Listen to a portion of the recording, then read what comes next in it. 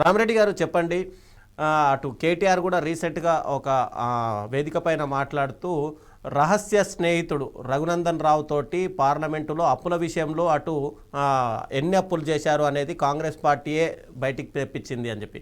నిజంగానే భారతీయ జనతా పార్టీకి కాంగ్రెస్ పార్టీకి లోపాయికారం ఒప్పందం ఉందా?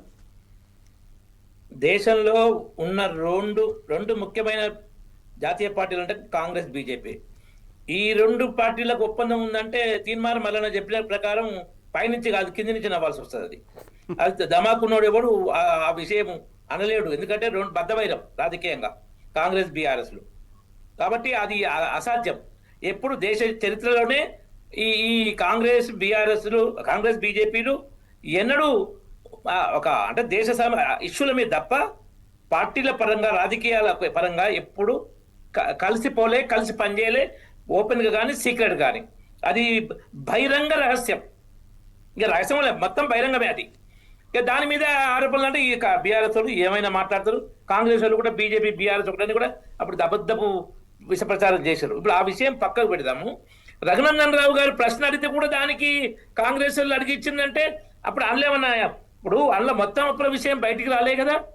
మొత్తం అప్పుల విషయం కేంద్రం దగ్గర ఉండదు కదా. అది కేంద్రం దగ్గర ఉన్నాయి. ఓన్లీ ప్రభుత్వ పరంగా అయిన అప్పులే, ఎఫ్ఆర్బిఎం పరిధిలోకి వచ్చే అప్పులే కేంద్రం ఉంటాయి. మిగతా కార్పొరేషన్ల పరంగా చేసినవి కానీ, సింగరేణి బకాయి కానీ, మన డిస్కమ్లు కానీ, చాలా టెండర్ల బకాయిలు కానీ, ఫీజు రీఎంబర్స్మెంట్లు కానీ, తర్వాత ఆరోగ్యశ్రీ కానీ, ఇంకా చాలా ఉన్నాయి వీళ్ళ అప్పులు. అవన్నీ రాష్ట్ర ప్రభుత్వం దగ్గర ఉంటాయి వివరాలు. కాబట్టి కేంద్రం చెప్పింది ఎఫ్ఆర్బిఎం పరిధి వీటికి సంబంధించిన అప్పులు. ఇప్పుడు ఏంటంటే వీళ్ళు పొలిటికల్ మైలేజ్ కోసమే ఈ డ్రామా. బీజేపీని పక్కకు పెడదాం, మరిద్దరమే రాజకీయాల్లో ఉందామని అది బీఆర్ఎస్ ఎజెండానా మరి ఏందో కానీ దానికి కాంగ్రెస్ రెస్పాండ్ అయిందా? మొదలు బీఆర్ఎస్ స్టార్ట్ చేసింది, ఆయన ఆర్ఎస్ ప్రవీణ్ కుమార్ అనుకుంటా. సో దాంట్లో ఏమైందంటే అది ఒకరు వచ్చినప్పుడు ఇంకోటి రాకపోవడం. ఇవాళ మరి కాంగ్రెస్ ప్రెస్ క్లబ్కి వస్తే జూపల్లి కృష్ణ, ఇవాళ బీఆర్ఎస్ వాళ్ళు రాలే. మరి ఇది ఏంటంటే ఇది కూడబలుకొని చేస్తురా, ఇది పొలిటికల్ మైలేజ్ అకౌంట్ చేస్తురా అంటే అదే అనిపిస్తుంది. కానీ వీరు తప్పుల ఎజెండా తోటి, కుట్రపూరితంగా చేసిన వారితోటి కొన్ని ముఖ్యమైన విషయాలు బయటకు వస్తున్నాయి నెమ్మదిగా. అదేంటంటే కేసీఆర్ ప్రభుత్వం 8,24,000 కోట్లు ఏమో 8 లక్షల కోట్లకు పైగా అప్పు చేసింది. అంటే ఇంక్లూడ్ ఆ 72,000 కోట్లు పాతే కలిపి 8,24,000 కోట్లు అప్పు ఉంది కేసీఆర్ ప్రభుత్వం దిగి వరకు అని వివిధ రకాలుగా. వాళ్ళు ఆయన ఏంటంటే కేసీఆర్ బయటపడకూడదని, అందులో కేంద్ర ప్రభుత్వం అనుమతి ఇవ్వదని వివిధ రకాలుగా చేసింది కాబట్టి అంతవరకు ఉంది. ఇప్పుడు మరి హరీష్ రావు 8 పేజీలో ఉత్తరం రాశాను ఇవాళ జూపల్లికి. అందులో మరి వాళ్ళ ప్రభుత్వం చేసిన అప్పుల వివరాలు లేవు. ఏమి మీడియా ప్రకారంగా చూస్తే నేను ఇంతకుముందు ఛానల్ కూడా వెంకటస్వామి గారు ఉన్నారు, చెప్పింది ఏంటంటే ఈ ఛాలెంజ్లు, ఈ రోడ్ల మీద మీటింగ్లు కాదు. వెంకటస్వామి గారు చెప్పిన కరెక్ట్, అసెంబ్లీలోనే చర్చించాలి. అసెంబ్లీ, పార్లమెంట్లు ఏంటంటే ప్రజాస్వామ్య దేవాలయాలు.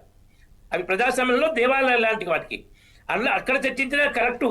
రోడ్ల మీద గన్ పార్కు, ఆ పార్టీ ఆఫీస్, ఈ పార్టీ ఆఫీస్ అనేది అసలు సరైన పద్ధతే కాదు. దాంతో శాంతి భద్రతలకు విఘాతం కలుగుతుంది.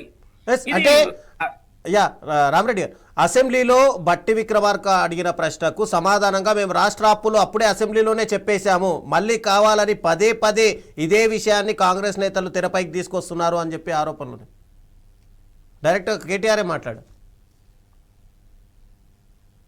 కాంగ్రెస్ ఇప్పుడు ఇంతకుముందు ఏమన్నా తీసి అది శ్వేతపత్రం విడుదల చేసింది, అది ఆ శ్వేతపత్రం మరి పబ్లిక్ గా అయిందా కాలేదా ఆ విషయం అది ఉన్నాక మళ్ళీ ఈ ఛాలెంజ్లు ఎందుకు వస్తాయండి? ఒకసారి చేసిన అదేమన్నా ఇన్ఫర్మేషన్ కరెక్ట్ లేకపోయినా, ఇంకే కారణమైనా కాంగ్రెస్ ప్రభుత్వం, రాష్ట్ర ప్రభుత్వము దాటి మీద క్లారిటీ ఇవ్వచ్చు. బీఆర్ఎస్ వాళ్ళు వ్యతిరేకిస్తే ఇంతకుముందు కూడా చెప్పింది ఏంటంటే వాళ్ళ పార్టీ లెటర్ హెడ్ మీద మేము దిగిపోయే వరకు ఉన్న అప్పులు, మొత్తం అప్పులు ఇవి ఈ పరంగానే మొత్తం ఇవ్వచ్చు. అది ఇవ్వట్లేదు వాళ్ళు. నిజంగానే వాళ్ళు అప్పులు తక్కువ చేసి ఉంటే లెటర్ హెడ్ మీద మా అప్పులు ఇవే, ఇంతకన్నా ఏమైనా తేడా ఉంటే మేము రాజీనామా చేస్తాం, రాజకీయాలు ఛాలెంజ్ చేతురు. ఈ హరీష్ రావు మహా డ్రామా మాస్టర్, అగ్గిపెట్టే హరీష్ రావు. 1,400 మంది యువత బలికొనడానికి ఈయనే నీళ్లు పోసుకొని పెట్రోల్ పోసుకున్న అగ్గిపెట్టేది ఎక్కడుంది అగ్గిపెట్టేది. చాలా డ్రామాలు. దీని ఇంకో మన సామెత ఉంది, తడిగుడ్డతో గొంతులు కోస్తున్నట్టు. చూడండి, అలాంటి మనిషి హరీష్ రావు. మనకి ఇంతకుముందు ఒక ఆయన ఉండే సిపిఎం రాఘవులు అని సిపిఎం సెక్రటరీ ఉండే. అదైనా విషయం చెప్పేటప్పుడు అది విషయం చెప్పేది చారాన మురికి బారాన మసాలట్టు ఎటకారం నవ్వుతోటి అదేదో చెడ్డదన్న ఇంప్రెషన్ కల్పించేది బారాన. అదే హరీష్ రావు అదే పద్ధతి, అంతకన్నా ఇంకా అడ్వాన్స్ వర్షన్ ఏంటంటే విషయం కరెక్ట్ గా చెప్పాడు. ఎప్పుడు హరీష్ రావు రెండు తీరులు ఉంటది. నేను చాలా డీప్ గా గమనించిన. కెమెరా ముందు ఓ తిరుగుంటాడు, కెమెరా వెనుక చాలా రివర్స్ లో ఉంటాడు. మిడ్మానేర్ డ్యామ్ కొట్టుకుపోతుంటే మట్టి కట్ట కెమెరా అది మీడియా వాళ్ళు వచ్చినాక పోలే, మీడియా వాళ్ళు వచ్చినాక పరిగెత్తుకుంటూ పోతుండు. ఇది హరీష్ రావు నైజం. ఇంకొకటి, సిద్దిపేట రైల్వే స్టేషన్ ఓపెనింగ్ టైంలో కూడా కెమెరాలు ఇవ్వనుకొని స్టేషన్ మార్ట్ను బెదిరిస్తూ ఆడ బోర్డులు రైల్వే బోర్డులు కేంద్ర ప్రభుత్వం ఉంటే తన్నుకుంటూ పోయిండు కెమెరాలు ఇవ్వనుకొని. తర్వాత వాటిని డిలీట్ చేయించుడు. సో మహా డేంజరస్ పర్సన్ హరీష్ రావు. ఇప్పటిదాకా తెలంగాణ ప్రజలకు తెలియదు ఆ విషయం. ఈ వీరోడు చేసేది కూడా ఏంటంటే వాళ్ళ శ్వేతపత్రం ఇస్తే బీఆర్ఎస్ చేసే అప్పుల్లో ఎట్లా ముంచింది బయటపడుతుంది కదా. ఇప్పుడు నాకైతే అర్థమైంది ఈ 2 రోజుల విషయాలతోటి. బీఆర్ఎస్ 8 లక్షల కోట్లకు పైగా అప్పులు చేసింది. 8,24,000 కోట్లని వాళ్ళ జూపల్లి కృష్ణారావు గారు అంటున్నారు, ఛాలెంజ్ చేస్తున్నారు, నేను రాజీనామా చేస్తా అంటున్నారు. కనీసం నాకు కూడా అందాలు వచ్చిందంటే కనీసం 8 లక్షల కోట్ల అప్పులు బీఆర్ఎస్ ప్రభుత్వం చేసింది.